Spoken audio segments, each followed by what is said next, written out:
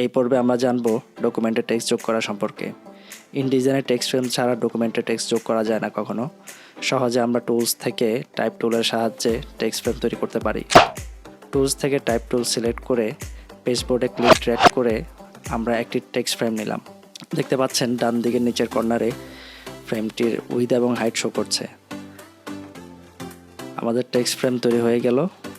এবার আমরা কিছু টাইপ করব।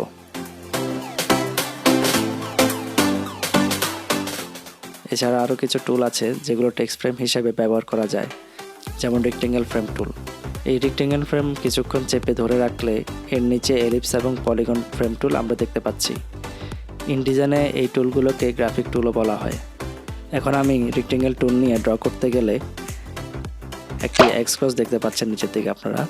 মূলত এই চিহ্নটি গ্রাফিক ফাইল হিসাবে আমাদেরকে নির্দেশ করে, যেমন ছবি অথবা কোনো গ্রাফিক ফাইল এখানে আমরা অ্যাড করতে পারবো, এই ধরনের কিছু বোঝাচ্ছে।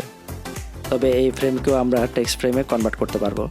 যেমন টেক্সট টুল অ্যাক্টিভ করে এই ফ্রেমের উপর ক্লিক করলেই এটি টেক্সট ফ্রেম হিসাবে কনভার্ট হয়ে গেল। যখন আমরা মাউস কার্সরকে ফ্রেমের উপর থেকে সরিয়ে নিব তখন কার্সরটিকে ভিন্ন দেখাবে।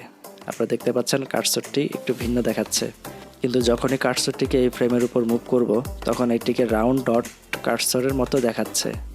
একটু খেয়াল করুন, এটিকে অনেকটা রাউন্ড ডট কার্সরের মতো দেখাচ্ছে। এই চিহ্ন দ্বারা বোঝায় যখন আমি এই ফ্রেমের উপর ক্লিক করব তখন এইটি টেক্সট ফ্রেম হিসেবে কনভার্ট হবে। এবার আমরা এখানে টাইপ করতে পারবো। এবার ফ্রেম তৈরি করা যায় এমন আরও কিছু টুলস দেখব। এগুলো হলো রেক্টেঙ্গেল, এলিপস, পলিগন ফ্রেম টুলের মতোই, তবে এগুলোকে শেপ টুল বলা হয়।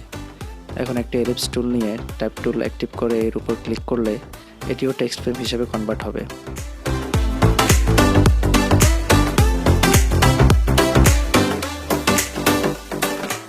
এই ফ্রেমগুলো আমি ডিলিট করে দিলাম। এবার আমি আরেকটি পদ্ধতিতে টেক্সট ফ্রেম যোগ করে দেখাবো। এটি হচ্ছে টেক্সট স্টোরি ইম্পোর্ট করা ওয়ার্ড, টেক্সট বা আরটিএফ ফাইল থেকে।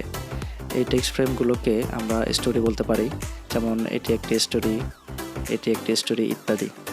যাই হোক, এখন আমি একটি নিউ স্টোরি যোগ করব এই পেজে।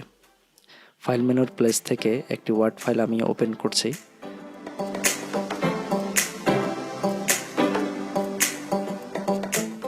আপনারা দেখতে পাচ্ছেন কার্সরটিতে প্লেস করা টেক্সট অ্যাটাচ হয়ে গেছে।